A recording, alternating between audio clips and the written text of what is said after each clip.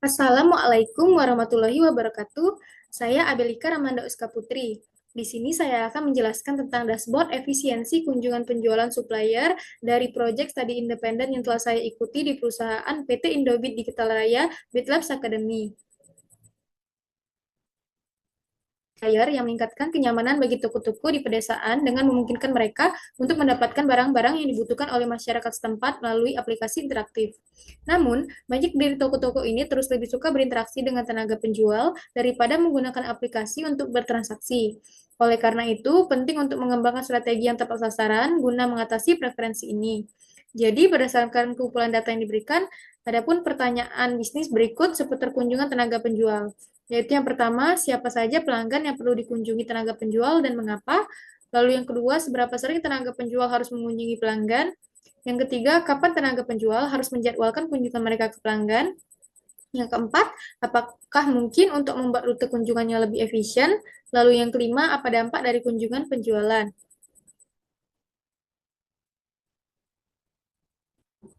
Lalu, lalu di sini ada data overview atau ringkasan data. Di sini ada 3 data, yaitu yang pertama data TRX, yaitu tentang data transaksi 6 bulan terakhir yang mencakup informasi tanggal, ID pelanggan, ID sales representatif, dan nilai transaksi. Lalu yang kedua ada data sales visit, yaitu data kunjungan penjualan yang mencakup informasi tentang tanggal, ID pelanggan, ID sales representatif, waktu dan koordinat saat check-in serta check-out di lokasi pelanggan. Terakhir, yang ketiga ada data master user, yaitu data daftar pelanggan yang mencakup informasi tentang ID pelanggan, serta koordinat lintang dan bujur lokasi toko mereka. Berikut ini adalah dashboard efisiensi kunjungan penjualan supplier. Yang pertama ada visualisasi data dari bar chart atau grafik batang dari segmen dan alasan kunjungan. Di sini bisa dilihat ada 3 segmen, yaitu high value, low value, dan medium value. Nah, pada high value ini, total users dapat dilihat sebesar 1.257 pelanggan, yaitu artinya pelanggan sering kembali mengunjungi situs web secara teratur dan cenderung melakukan pembelian. Lalu pada medium value dapat dilihat total usernya sebanyak 529, itu artinya pelanggan berpotensi melakukan pembelian dan mengunjungi situs tetapi tidak seaktif pelanggan high value. Lalu berikutnya ada segmen low value, yaitu di sini ada total usernya sebanyak 115, yang artinya pelanggan jarang terlibat dengan kunjungan dan pembelian yang sangat rendah. Pada sampingnya juga di sini terdapat filter.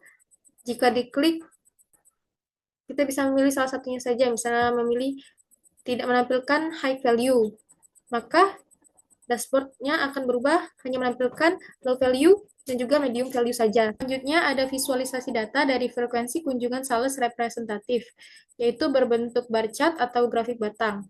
Di sini bisa dilihat ada frekuensi kunjungan dari bulan April, Mei, Juni, Juli, Agustus, sampai September. Nah, pada bulan April hingga Agustus mengalami peningkatan frekuensi kunjungan tenaga penjual.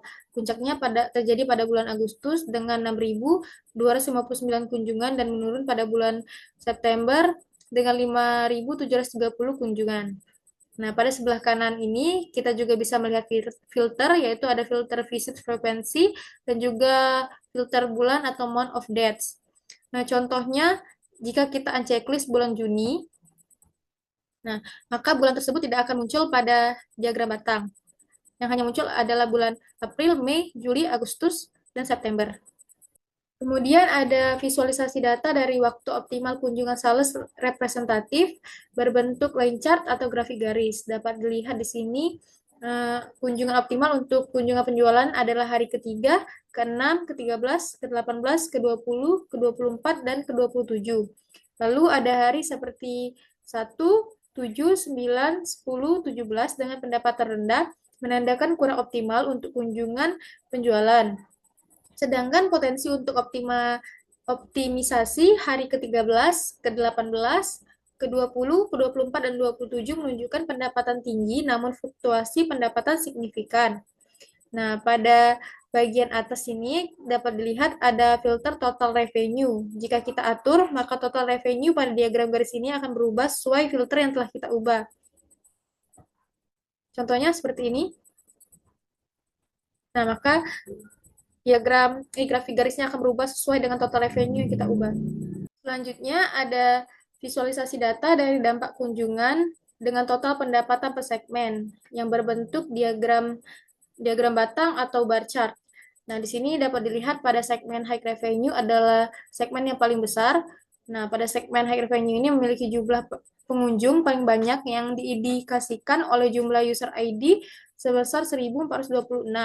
Terdapat perbedaan yang signifikan antara pendapatan dari setiap segmen, yaitu segmen high revenue, low revenue, dan juga medium revenue. Kemudian ada visualisasi data dari total kunjungan per segmen, yaitu dampak kunjungannya. Ada 3 segmen juga, yaitu high revenue, low revenue, dan medium revenue. Nah, pada segmen medium ini memiliki jumlah kunjungan paling banyak, sedangkan segmen high revenue dan low revenue memiliki jumlah kunjungan yang relatif hampir sama. Nah, terdapat perbedaan jumlah user ID di masing-masing segmen, yaitu segmen low revenue memiliki user ID yang lebih banyak dibandingkan dengan segmen high revenue. Selanjutnya ada visualisasi dari rute optimal berdasarkan sales. Di sini dapat dilihat ada visualisasinya pada garis biru ini menggambarkan rute optimal check-in untuk satu perwakilan penjualan dengan sales ID 1815. Tujuannya untuk meminimalkan jarak dan waktu perjalanan, eksplorasi efisiensi dari area-area yang sudah ditandai. Nah, pemilihan lokasi dan rute yang dioptimalkan menunjukkan perencanaan yang cermat untuk memaksimalkan nilai perjalanan. Yang terakhir ada visualisasi dari rute terdekat berdasarkan sales, yaitu rute terdekatnya urutan lokasi yang paling efisien untuk dikunjungi berdasarkan jarak terpendek, membantu perencanaan perjalanan yang lebih hemat waktu dan juga biaya.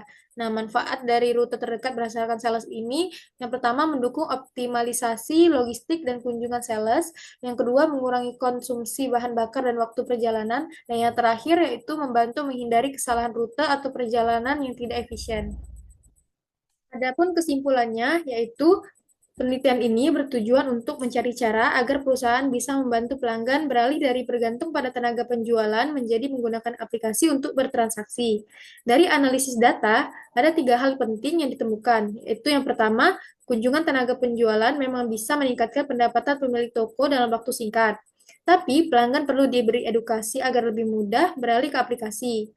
Lalu yang kedua, mengelompokkan pelanggan berdasarkan lokasi yang berdekatan bisa membuat rute kunjungan lebih efisien, sehingga menghemat waktu dan biaya tanpa mengurangi hubungan dengan pemilik toko. Yang terakhir, yaitu yang ketiga, dampak kunjungan terhadap pendapatan pelanggan tidak selalu sama. Jadi perusahaan perlu memahami kebutuhan setiap pelanggan sebelum mendorong mereka menggunakan aplikasi. Hasil ini menunjukkan bahwa untuk mengubah kebiasaan pelanggan, perusahaan perlu menggabungkan data dan edukasi digital. Artinya, mendorong penggunaan aplikasi bukan sekedar menggantikan tenaga penjualan, tetapi juga membangun rasa percaya dan kenyamanan pelanggan dengan memberikan dukungan yang berkelanjutan. Sekian penjelasan dari saya tentang dashboard efisiensi kunjungan penjualan supplier. Saya akhiri. Wassalamualaikum warahmatullahi wabarakatuh.